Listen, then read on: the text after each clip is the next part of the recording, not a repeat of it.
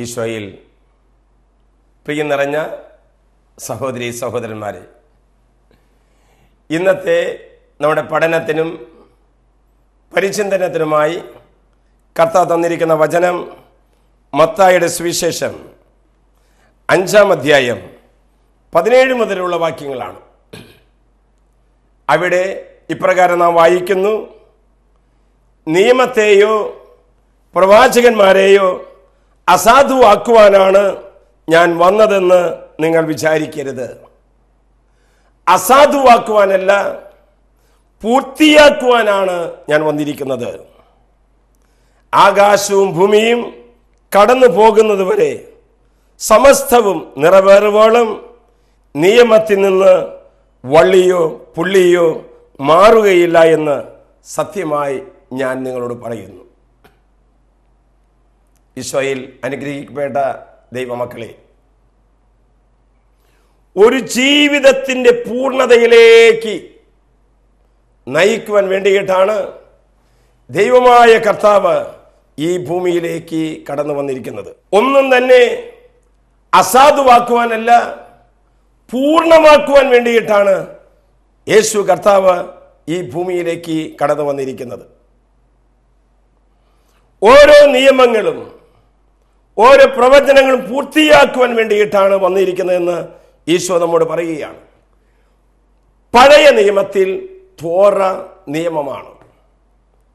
അവിടെ നിയമത്തിന്റെ ചട്ടങ്ങളും വട്ടങ്ങളും വ്യക്തമായി ക്രമീകരിച്ചിട്ടുണ്ട്.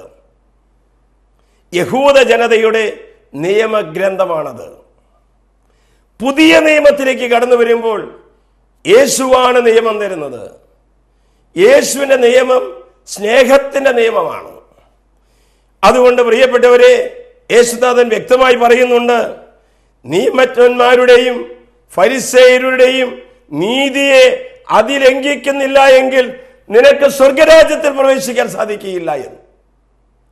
പ്രിയപ്പെട്ടവരെ, എങ്ങനെയാണ് നമുക്ക് ഓരോരുത്തർക്കും ഈ നിയമത്തിന്റെ പൂർണ്ണതയിലേക്ക് കടന്നു വരാൻ സാധിക്കുക എന്നാണ് ചിന്തിക്കാൻ പോകുന്നത്.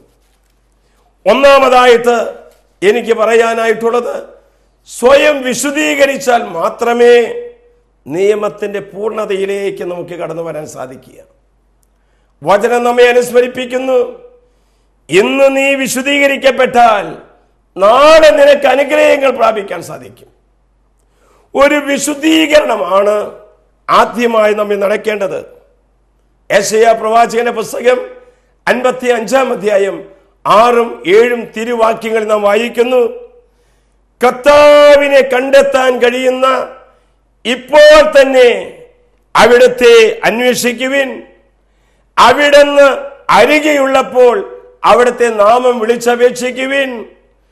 ദുഷ്ടൻ തന്റെ മാർഗവും അധർമ്മി തന്റെ ചിന്താഗതികളും ഉപേക്ഷിക്കട്ടെ. അവിടുത്തെ കരുണ ലഭിക്കേണ്ടതിന് കർത്താവിന്റെ പക്കലേക്ക് തിരിയട്ടെ, പിന്തിരിയട്ടെ എന്ന് യെശയ്യാ പ്രവാചകൻ വളരെ വ്യക്തമായിട്ടാണ് പറയുന്നത്. ഇതാ നമ്മുടെ കർത്താവ് നമ്മുടെ അടുത്ത് വന്ന് നിൽക്കുന്നുണ്ട്. ആ കർത്താവ് അരികെയുള്ളപ്പോൾ നീ സ്വരമുയർത്തി വിളിക്കുക. നിന്റെ ഹൃദയത്തിന്റെ ഭാരങ്ങളും മനസ്സിന്റെ ദുഃഖങ്ങളും എല്ലാം വിട്ടുകൊടുത്ത് നീ ദൈവത്തിന്റെ നാമം വിളിക്കുക. അവിടുന്ന് അവിടെ ചാരി നിൽക്കുന്നുണ്ട്. എന്നിട്ട് യെശയ്യാ പ്രവാചകൻ പറയുകയാണ്, ദുഷ്ടൻ തന്റെ മാർഗം വിട്ടുപേക്ഷിക്കണം, അധർമ്മി അവന്റെ ചിന്താരീതിയിൽ നിന്ന് വിട്ടുമാറണം. അപ്പോൾ ചിന്തയിലും പ്രവൃത്തിയിലും നമ്മൾ വിശുദ്ധീകരണം നടക്കണം. ഒരു സൈക്കോളജിക്കൽ സ്പിരിച്വൽ തിയറി നമുക്കറിയാം. ചിന്ത വിതച്ച് പ്രവൃത്തി, പ്രവൃത്തി വിതച്ച് ശീലം, ശീലം വിതച്ച് സ്വഭാവം. ഇങ്ങനെയാണ് ഒരു നന്മയും ഒരു തിന്മയും നമ്മൾ വളർന്ന് പുഷ്പിച്ച് ഫലം ചൂടുന്നത്. അനേകം പ്രാവശ്യം ചിന്തിച്ചാണ് ആ ചിന്തയിൽ നിന്നാണ് ഒരു പ്രവൃത്തി വരുന്നത്. ആ പ്രവൃത്തി പല പ്രാവശ്യം ആവർത്തിച്ചാണ് ഒരു സ്വഭാവത്തിലേക്ക് കടന്നു വരുന്നത്. ഇന്ന് ഓരോ വ്യക്തികളിൽ രൂപം കൊണ്ടിട്ടുള്ള ഏറ്റവും നിസ്സാരമായ ഒരു കൊച്ചു പ്രവൃത്തി, സത്പ്രവൃത്തി, ഏറ്റവും നിസ്സാരമായിരിക്കുന്ന ചെറിയ പ്രവൃത്തി പോലും അനേകം പ്രാവശ്യം ചിന്തിച്ചതിന് ഫലമായിട്ടാണ് പ്രവൃത്തി പദത്തിലേക്ക് കൊണ്ടുവരാൻ സാധിക്കുന്നത്. നീ നിന്നെ തന്നെ വിശുദ്ധീകരിച്ചാൽ മാത്രമാണ് കർത്താവിൻ്റെ ശക്തിയും കർത്താവിൻ്റെ കൃപയും കർത്താവിൻ്റെ സ്നേഹത്തിൻ്റെ പൂർണ്ണതയിലേക്കും നമുക്ക് നയിക്കാൻ സാധിക്കുക. 2, കർത്താവ് പറയുന്നത് നമ്മൾ വിശ്വസിക്കണം. ആരൊക്കെ വിശുദ്ധീകരിക്കപ്പെടുന്നുണ്ടോ അവർക്കാണ് വിശ്വാസം വർദ്ധിക്കുന്നത്. വിശ്വാസത്തോടുകൂടിയ പ്രാർത്ഥന രോഗിയെ സുഖപ്പെടുത്തുമെന്ന് യാക്കോബ് ശ്ലീഹ നമ്മെ പഠിപ്പിക്കുന്നു. ആരൊക്കെ വിശുദ്ധീകരിച്ച് പ്രാർത്ഥിക്കുന്നുണ്ടോ അവരിലെല്ലാം വിശ്വാസം വർദ്ധിക്കും. വിശ്വാസത്തിന്റെ വർദ്ധമനുസരിച്ചിട്ടാണ് ഓരോ ജീവിതവും പൂത്തു പുഷ്പിക്കുന്നത്. നാം കാണാറുണ്ടല്ലോ ചില കുഞ്ഞുങ്ങളുടെ വിശ്വാസം. അപ്പൻ്റെ കൈപിടിച്ച് അമ്മയുടെ കൈപിടിച്ച് മുന്നോട്ട് നീങ്ങുന്ന സമയത്ത് ഒരു അങ്കിളോ ആൻറ്റിയോ വന്നിട്ട് കുഞ്ഞിനോട് പറയാണ്, മോനെ ദാ ആനയെ വരണേ എന്ന് പറഞ്ഞു കഴിഞ്ഞാൽ അവനൊരു പേടിയുമില്ല. കാരണം അവൻ അപ്പൻ്റെ കയ്യിലാണ് പിടിച്ച് മുന്നോട്ട് നീങ്ങുന്നത്. അവന്റെ വിശ്വാസമാണ് അപ്പൻ എന്നെ ചതിക്കുകയില്ല എന്ന്, അപ്പൻ എന്നെ പറ്റിക്കുകയില്ല എന്ന് വിശ്വാസമാണ്. പ്രിയപ്പെട്ടവരെ, ദൈവത്തിലെ വിശ്വാസം യേശു കർത്താവാണെന്ന് ഹൃദയത്തിൽ വിശ്വസിക്കുകയും അതരം കൊണ്ട് ഏറ്റുപറയുകയും ചെയ്താൽ നീയും നിന്റെ കുടുംബവും രക്ഷ പ്രാപിക്കും. ആകയാൽ പ്രിയപ്പെട്ടവരെ, നാം ദൈവത്തിന്റെ സ്നേഹത്തിലേക്ക് വളരണമെങ്കിൽ രണ്ടാമതായി വിശ്വാസത്തിന്റെ പരമോന്നതമായ പടവുകളിലേക്ക് കയറി വരണം. മൂന്നാമതായി പ്രാർത്ഥിക്കണം, നിരന്തരമായി പ്രാർത്ഥിക്കണം. യേശുനാഥൻ തുടങ്ങിവെച്ച രക്ഷാകര വേല പൂർത്തിയാക്കുവാൻ, എന്നിലൂടെ പൂർത്തിയാക്കുവാൻ നീ പ്രാർത്ഥിക്കണം. വ്യക്തിപരമായി നീ പ്രാർത്ഥിക്കണം, സമൂഹത്തിലിരുന്ന് പ്രാർത്ഥിക്കണം, കൂട്ടായ്മയിലിരുന്ന് പ്രാർത്ഥിക്കണം. ഓരോ വെള്ളിയാഴ്ച തോറും 10,000-കണക്കിന് മക്കൾ ജെറൂസലം വചന കൂടാരത്തിൽ കടന്നു വരുന്നത് ഒരു നിത്യ സംഭവമാണ്. കണ്ണുനീരോടുകൂടിയ പ്രാർത്ഥനയ്ക്ക് ഉത്തരം കൊടുക്കുന്നത് നമുക്കറിയാം. ആരൊക്കെ കരഞ്ഞ് കർത്താവിന് മുമ്പിൽ പ്രാർത്ഥിച്ചിട്ടുണ്ടോ, ആരൊക്കെ വിശ്വസിച്ച് കർത്താവിന് മുമ്പിൽ പ്രാർത്ഥിച്ചിട്ടുണ്ടോ അവരുടെ ജീവിതങ്ങളിലെല്ലാം അത്ഭുതങ്ങൾ നടക്കുകയാണ്. കഴിഞ്ഞ വെള്ളിയാഴ്ച ജെറൂസലം വചന കൂടാരത്തിൽ സാക്ഷ്യം പറയുമ്പോൾ ഒരു സഹോദരൻ പറഞ്ഞത് ഞാൻ അനുസ്മരിക്കുകയാണ്. ജെറൂസലമിൽ നിറങ്ങിയിരിക്കുന്ന അനുഗ്രഹീകരണ ശുശ്രൂഷ അമല ആശുപത്രിയിൽ ഇരുന്നുകൊണ്ട് കാണുവാനും കേൾക്കുവാനും ഇടയായി. ഓപ്പറേഷൻ നിശ്ചയിച്ചുകൊണ്ട് കിടന്നിരുന്ന സഹോദരന്റെ ഹൃദയത്തിൽ വലിയ വിശ്വാസമുണ്ടായി. എൻ്റെ ദൈവമായ കർത്താവ് ഞാൻ കിടക്കുന്ന കട്ടിലേക്ക്, ഈ മുറിയിലേക്ക് കടന്നു വന്ന് എന്നെ ഒന്ന് തൊട്ടാൽ ഞാൻ സൗഖ്യം പ്രാപിക്കും എന്ന വിശ്വാസത്തോടു കൂടിയിട്ടാണ് ആ ശുശ്രൂഷയിൽ പങ്കെടുത്തത്. 2 നാൾ കഴിഞ്ഞ് ഡോക്ടർ വന്ന് പരിശോധിച്ച് കഴിഞ്ഞപ്പോൾ ആ മകനോട് പറയുന്നു, താങ്കൾക്ക് ഓപ്പറേഷൻ വേണ്ട എന്ന്.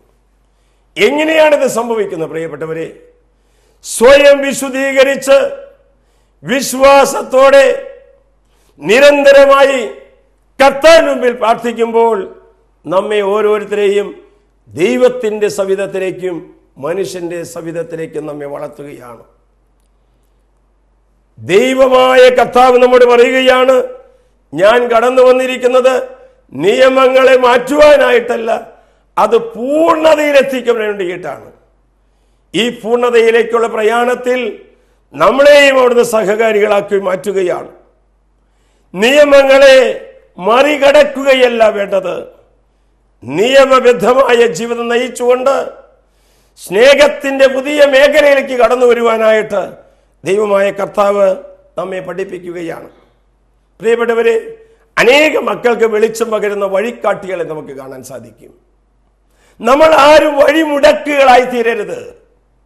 ഒരാളുടെ ആത്മീയ ജീവിതത്തിലോ ഒരാളുടെ രാഷ്ട്രീയ ജീവിതത്തിലോ സാമൂഹിക ജീവിതത്തിലോ വഴിമുടക്കികളായി കഴിയുന്ന മക്കളോട് ദൈവമായ കഥ പറയുന്നു, നീ നിന്നെ തന്നെ വിശുദ്ധീകരിച്ച് ദൈവത്തിൽ വിശ്വസിച്ച് പ്രാർത്ഥിച്ച് ദൈവസ്നേഹത്തിലേക്കും മനുഷ്യ സ്നേഹത്തിലേക്കും കടന്നു നീങ്ങുമ്പോഴാണ് യേശു കർത്താവ് തുടങ്ങി വെച്ച രക്ഷാകരമായ ദൗത്യം നമുക്ക് തീക്ഷ്ണതയോടെ നിർവഹിക്കാൻ സാധിക്കുക. നമുക്കറിയാം, പഴയ നിയമത്തിൽ 40,000-ഓളം വരുന്ന ജനതയെ നയിച്ചത് മൂശ പ്രവാചകനാണ്, വിക്കനായ മൂശ. എങ്കിലും ദൈവത്തിന്റെ കരം അവന്റെ കൂടെ ഉണ്ടായിരുന്നു. 3 രാജാക്കന്മാർ ബേത്ലഹേമിലേക്ക് യേശുവിനെ തിരക്കി വരുമ്പോൾ അവർക്ക് വഴികാട്ടിയായി നിന്നത് ഒരു നക്ഷത്രമാണ്. പ്രിയപ്പെട്ടവരെ, ഒരു വഴികാട്ടിയായി നിൽക്കുവാൻ നിനക്ക് സാധിക്കുമോ? അനേക മക്കളെ നന്മയിലേക്ക് നയിക്കുവാൻ എനിക്ക് സാധിക്കുമോ? ഇങ്ങനെ പ്രാർത്ഥിക്കാൻ കഴിയട്ടെ എന്ന് ഞാൻ പ്രാർത്ഥിക്കുകയാണ്. എനിക്ക് ആരെയും ദൈവത്തിന്റെ സന്നിധിയിലേക്ക് കടത്തി കൊണ്ടുവരുവാൻ, കൂട്ടിക്കൊണ്ടുവരാൻ കഴിഞ്ഞില്ലെങ്കിലും കടന്നു പോകുന്നവരെ മുടക്കുന്ന വ്യക്തികളായി ഞാൻ മാറുകയില്ല. ദൈവവചനം ശ്രമിക്കാൻ ഒരുപക്ഷെ എനിക്ക് മടിയുണ്ടാകാം, അലസതയുണ്ടാകാം. പക്ഷേ ദൈവവചനം വായിക്കുന്ന ഒരു വ്യക്തിയുടെ ജീവിതം ഞാൻ മുടക്കുകയില്ല എന്ന് ഒരു ചിന്ത മനസ്സിൽ കാത്തു സൂക്ഷിക്കണം. പ്രിയപ്പെട്ടവരെ, നമ്മൾ വഴികാട്ടികളായി മാറണം, വഴികാട്ടികളായി മാറണം. സ്നാപക യോഹന്നാനെ കുറിച്ച് പറയുന്നത് യേശുവിന് മുമ്പേ വന്ന ഒരു വഴികാട്ടിയായിരുന്നു. അനേക മക്കൾക്ക് നന്മ ചെയ്യാൻ, വിശുദ്ധിയിലേക്ക് കടന്നു വരാൻ, അനേക മക്കൾക്ക് വിശ്വാസമുണ്ടാകാൻ, വിശ്വാസത്തിന് വർധനമുണ്ടാകാൻ, ഒരു വഴികാട്ടിയായി തീരുവാൻ, ഒരു വെളിച്ചമായി തീരുവാൻ ദൈവമേ നീ എന്നിൽ പ്രവർത്തിക്കണമേ ഒന്ന് പ്രാർത്ഥിക്കൂ പ്രിയപ്പെട്ടവരെ. Hallelujah, praise the Lord, praise the Lord. ഒരിക്കൽ ഒരു ശിഷ്യൻ ഒരു ഗുരുവിന് ഒരു സമ്മാനം കൊടുത്തു.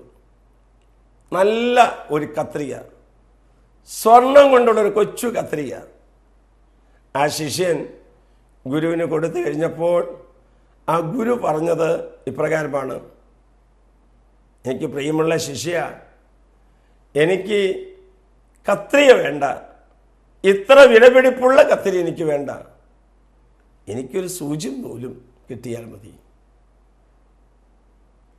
കത്രിക കൊണ്ടുവരുന്നത് വെട്ടിമാറ്റുവാൻ വേണ്ടിയിട്ടാണ്, സൂചിയും നൂലും കൊണ്ടുവരുന്നത് തുന്നിച്ചേർക്കാൻ വേണ്ടിയിട്ടാണ്. കർത്താവിന്റെ വചനം ശ്രമിച്ചുകൊണ്ടിരിക്കുന്ന മക്കളെ, വ്യക്തിബന്ധങ്ങളെ വെട്ടിമാറ്റേണ്ടവരല്ല നമ്മൾ, കുടുംബ ബന്ധങ്ങളെ തകർത്ത് കളയേണ്ടവരല്ല നമ്മൾ. ആ ഗുരുവിനെ പോലെ സ്നേഹത്തിന്റെ നൂലുകൊണ്ട്, സമാധാനത്തിന്റെ നൂലുകൊണ്ട്, വിശുദ്ധിയുടെ നൂലുകൊണ്ട്, വിശ്വാസത്തിന്റെ നൂലുകൊണ്ട് ഹൃദയങ്ങളെയും കുടുംബങ്ങളെയും സമൂഹങ്ങളെയും തുന്നിച്ചേർക്കേണ്ടവരാണ് നമ്മൾ. അതിനെന്തു വേണം?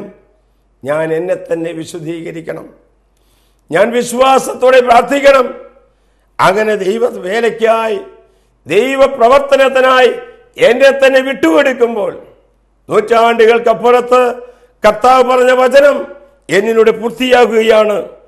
അസാധുവാക്കുവാനല്ല, പൂർത്തീകരിക്കുവാനാണ് ഞാൻ വന്നിരിക്കുന്നത്. ആകാശവും ഭൂമിയും കടന്നു പോകുന്നത് വരെ സമസ്തവും നിറവേറുവോളം നിയമത്തിൽ നിന്ന് വള്ളിയോ പുള്ളിയോ മാറ്റം വരികയില്ല എന്ന്. ഈശോയിൽ പ്രിയപ്പെട്ടവരെ, ഇന്ന് നാം ചിന്തിക്കണം, അനേക മക്കളെ കർത്താവിന്റെ മക്കളേക്ക് ആനയിക്കുവാൻ, ദൈവവേലയിൽ വ്യാപൃതമായി തീരുവാൻ എന്നെ സഹായിക്കണമേ എന്ന്. കഴിഞ്ഞ വർഷം ജെറൂസലം വചനകൂടാരത്തിന്റെ കൺവെൻഷനിൽ സംബന്ധിച്ചിരുന്ന ഒരു കൺവെൻഷൻ അപ്പസ്തോലൻ എന്ന് പറഞ്ഞാൽ കൺവെൻഷന്റെ നടത്തിപ്പിന് വേണ്ടി പ്രത്യേകമായി പ്രാർത്ഥിക്കുകയും സഹായിക്കുകയും ചെയ്യുന്നവരെ കൺവെൻഷൻ അപ്പസ്തോലന്മാർ എന്നാണ് വിളിക്കുന്നത്. കഴിഞ്ഞ വർഷത്തെ ഒരു കൺവെൻഷൻ അപ്പസ്തോലൻ എൻ്റെ അടുത്ത് വന്നിട്ട് പറഞ്ഞു, അച്ഛാ, കഴിഞ്ഞ വർഷത്തെ കൺവെൻഷൻ സംബന്ധിച്ച് കഴിഞ്ഞപ്പോൾ എനിക്ക് വലിയ ആത്മീയമായ വളർച്ചയുണ്ടായി, ദൈവത്തെ അന്വേഷിക്കാനുള്ള ദാഹമുണ്ടായി. കഴിഞ്ഞ വർഷം മുതൽ ഈ വർഷം വരെ കഴിയുന്ന എല്ലാ വെള്ളിയാഴ്ചകളിലും ഞാൻ വന്ന് വചനം ശ്രവിക്കാറുണ്ട്. മാത്രമല്ല, ഞാനൊരു വാഹനത്തിൽ പോരുമ്പോൾ എൻ്റെ കുടുംബത്തിലുള്ളവരെയും എൻ്റെ അയൽവാസികളെയും കൂട്ടിക്കൊണ്ടാണ് ഞാൻ ജെറൂസലം വചന കൂടാരത്തിലേക്ക് വെള്ളിയാഴ്ച തോറും വചനം ശ്രവിക്കാൻ കടന്നു വരുന്നത്. നോക്കുക, ആ മനുഷ്യൻ ഒരു വഴികാട്ടിയായി മാറുകയാണ്. താമസയുടെ ധ്യാനത്തിൽ കൂടിയതിനു ശേഷം തികച്ചും മദ്യപാനിയായിരിക്കുന്ന സഹോദരൻ എൻ്റെ കൈക്ക് പിടിച്ചുകൊണ്ട് ഇങ്ങനെ പറഞ്ഞു, ഫാദറെ, ഇത്രയും സുന്ദരമായ ജീവിതത്തെ എത്രയോ ലാഘവ ബുദ്ധിയോടുകൂടിയാണ് ഞാൻ ഇതുവരെ നശിപ്പിച്ച് കളഞ്ഞത്. ഇനി ഞാൻ മദ്യപിക്കുകയില്ല, ഇനി ഞാൻ തിന്മയായിട്ടുള്ള വഴിയിലേക്ക് കടന്നു പോവുകയില്ല, മദ്യം മറ്റുള്ളവർക്ക് വിളമ്പി കൊടുക്കുകയില്ല, മദ്യഷാപ്പുകളിൽ എനിക്ക് പോവുകയില്ല. ഇതൊക്കെ പറഞ്ഞു കഴിഞ്ഞപ്പോൾ എനിക്ക് ഒത്തിരി സന്തോഷം തോന്നി. 2-3 മാസങ്ങൾക്ക് ശേഷം എൻ്റെ അടുത്ത് വന്നിട്ട് പറയുകയാണ്, 3 മാസക്കാലം എൻ്റെ ദൈവമായ കർത്താവ് എന്നെ നയിച്ചു. എന്നെ തന്നെ വിശുദ്ധീകരിച്ച് ഞാൻ വിളിക്കുന്ന ദൈവത്തിൽ വിശ്വസിച്ച് പ്രാർത്ഥനയോടെ ദൈവസന്നിധി വന്നു കഴിഞ്ഞപ്പോൾ എന്നിലുണ്ടായിരുന്ന ദുശീലം വിട്ടുപോയി. യേശുവിൽ പ്രിയപ്പെട്ടവരെ, പല തരത്തിലുള്ള തിന്മകൾക്ക് മുഴുകി ജീവിക്കുന്നവരോട് ദൈവമായ കർത്താവ് പറയുകയാണ്, തിന്മകളെ വെട്ടിമാറ്റിയാൽ മാത്രം പോരാ, നന്മ ചെയ്യാൻ നീ ശീലിക്കണം. പലരും തിന്മകളൊക്കെ വിട്ടുമാറി ജീവിക്കുന്നവരുണ്ടാകാം. നന്മ ചെയ്യാനായിട്ട് നന്മയിൽ വ്യാപൃതമായി വ്യാപരിക്കാൻ തുടങ്ങുമ്പോഴാണ് തിന്മ എന്നേക്കുമായി നാം ഇന്ന് വിട്ടുപോകുന്നത്. 90-ാം സങ്കീർത്തനം 8-ാം തിരുവാക്യത്തിൽ നാം വായിക്കുന്നു, അങ്ങയുടെ മുഖത്തിന്റെ പ്രകാശത്തിൽ എന്റെ രഹസ്യ പാപങ്ങൾ വെളിപ്പെട്ട് കിട്ടുന്നു. അങ്ങയുടെ മുഖത്തിന്റെ ഹൃദയത്തിന്റെ ഭാവത്തിൽ എന്റെ രഹസ്യ പാപങ്ങൾ അവിടുന്ന് വെളിപ്പെടുത്തി തരുന്നു. വചനം ശ്രവിക്കുമ്പോഴാണ് വിശുദ്ധീകരണം ഉണ്ടാകുക പ്രിയപ്പെട്ടവരെ. വചനം ശ്രവിക്കുമ്പോഴാണ് നമ്മുടെ വിശ്വാസം വർദ്ധിക്കുന്നത് പ്രിയപ്പെട്ടവരെ. വചനം ശ്രവിക്കുമ്പോഴാണ് എനിക്കും കൂടുതൽ തീർച്ചയോടെ പ്രാർത്ഥിക്കാനായിട്ട് ആഗ്രഹം ഉണ്ടാകുന്നത് പ്രിയപ്പെട്ടവരെ. ആകയാൽ നമ്മുടെ ഈ കൊച്ചു ജീവിതം ദൈവത്തിനായി സമർപ്പിക്കുക. നിയമത്തെ അതിലംഘിക്കുന്ന സ്നേഹത്തിന്റെ പ്രമാണം എൻ്റെ സ്വകാര്യ ജീവിതത്തിൽ, എൻ്റെ ദാമ്പത്തിക ജീവിതത്തിൽ, എൻ്റെ ഔദ്യോഗികവും അനൗദ്യോഗികവുമായ ജീവിതത്തിൽ പ്രായോഗികമാക്കിക്കൊണ്ട് എല്ലാ നിയമങ്ങളും പൂർത്തിയാക്കാൻ കടന്നു വന്ന യേശു നമ്മുടെ വഴികാട്ടിയും മാതൃകയുമായി മാറട്ടെ. നമുക്കൊരു നിമിഷ നേരം പ്രാർത്ഥിക്കാം. കർത്താവായ ഈശോയെ, അനേക മക്കൾക്ക് വെളിച്ചമായി തീരുവാൻ എന്നിലെ തിന്മകളെ അവിടുന്ന് എടുത്തു മാറ്റിത്തരണമേ. അനേക മക്കൾക്ക് വഴികാട്ടികളായി തീരുവാൻ അവിടുന്ന് എന്നെ വിശുദ്ധീകരിക്കണമേ. അങ്ങനെ സ്വയം വിശുദ്ധീകരിച്ച് അനേകം പേരെ വിശുദ്ധ മാർഗത്തിലേക്ക് നയിക്കുവാൻ എന്നെയും എൻ്റെ കുടുംബത്തെയും എൻ്റെ സഹപ്രവർത്തകരെയും അവിടുന്ന് അനുഗ്രഹിക്കണമേ. നിത്യം പിതാവും പുത്രനും പരിശുദ്ധ